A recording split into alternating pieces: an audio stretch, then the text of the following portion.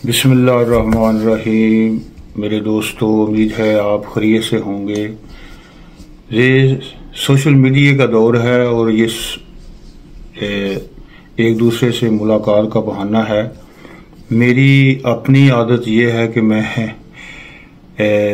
जहाँ मैं सुबह सुबह नाश्ता करता हूँ तो मैं ख़बरों का सबसे पहले मैं ख़बरों का नाश्ता करता हूँ, हालात का जायज़ा लेता हूँ। फिर मेरा दिल करता है कि मैं अपने दोस्तों से, बहन भाइयों से तबादला ख्याल करूँ। आज मेरा ये दिल कर रहा है देखिए, जो शख्स ख़ास तौर पे जो मर्द ख़ास तौर पे कोई किसी फैमिली का सरबराह, अदारे का सरबराह, कौम का सरबराह, पार्टी का सरबराह, जो हर रोज़ अपना बयान बदलता है, झूठ बोलता है, बयानियाँ देता है, मुश्किल मिजाज नहीं है, ये तजर्बे ने बताया है कि उसकी इज्जत नहीं होती।